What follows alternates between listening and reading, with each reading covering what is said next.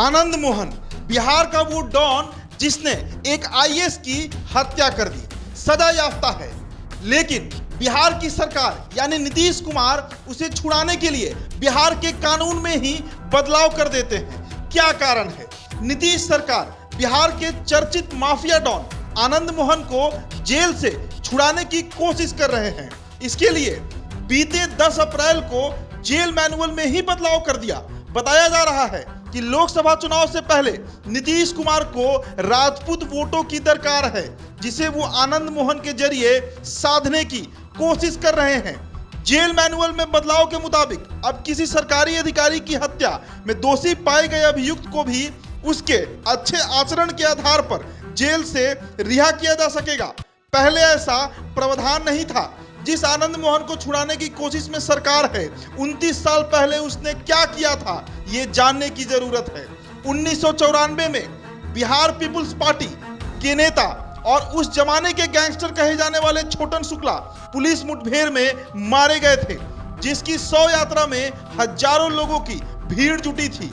भीड़ की अगुवाई कर रहे बिहार पीपुल्स पार्टी के संस्थापक आनंद मोहन ने गोपालगंज के तत्कालीन डीएम जी कृष्णैया को उनकी कार से बाहर निकाला और भीड़ के हवाले कर दिया।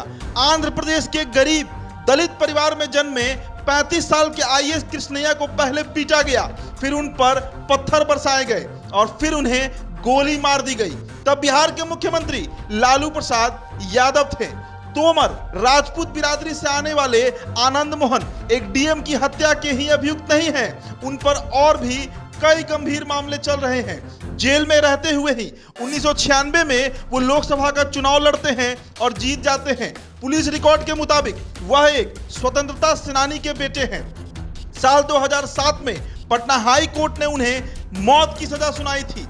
आजाद भारत के इतिहास में यह इकलौता मामला था जिसमें किसी राजनेता को मौत की सजा सुनाई गई। हालांकि अगले साल 2008 में उनकी सजा आजीवन कारावास में बदल दी गई। अब सवाल यह है कि नीतीश कुमार एक माफिया डॉन को जेल से रिहा करने के लिए इतनी कश्मकश क्यों कर रहे हैं और इसके क्या सियासी समीकरण बन सकते हैं। यह तो सर्वविदित है कि बिहार की पूरी राजनीति जातियों पर ही चलती आई है। अब देखिए, इस साल जनवरी में नीतीश कुमार की पार्टी जदयू ने पटना में राजपूत सम्मेलन का आयोजन किया था। उसे एहसास हो गया था कि सिर्फ पिछड़ों के दम पर लोकसभा की पर्याप्त सीटें नहीं जीती जा सकती। जब तक वह बीजेपी के साथ थी, उसे अगड़ी जातियों के वोट भी मिलते रहे। लेकिन अब हालात एकदम उलट चुके हैं।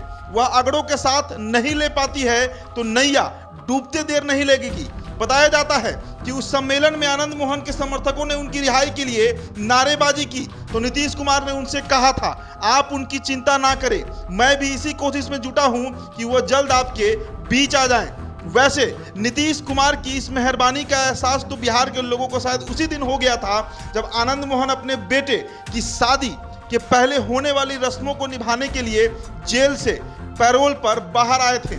इसी समारोह के दौरान जदयू अध्यक्ष ललन सिंह और आनंद मोहन की एक दूसरे को गले लगने और लड्डू खिलाने की तस्वीर वायरल हुई थी। बिहार में अगड़ी जातियों का कुल 12% वोट बैंक है, जिसमें यह माना जाता है कि करीब 4% राजपूत हैं। पिछले लोकसभा चुनाव में यही बीजेपी का सबसे मजबूत स्तंभ रहे हैं। आज भी यह बीजेपी का ही वोट बैंक माने जाते हैं। लोगों के लिए डॉन ही सही, लेकिन अपनी बिरादरी में आनंद मोहन की आज भी तूती बोलती है। देखने वाली बात होगी कि यह तूती वोट में कितना कन्वर्ट हो पाती है।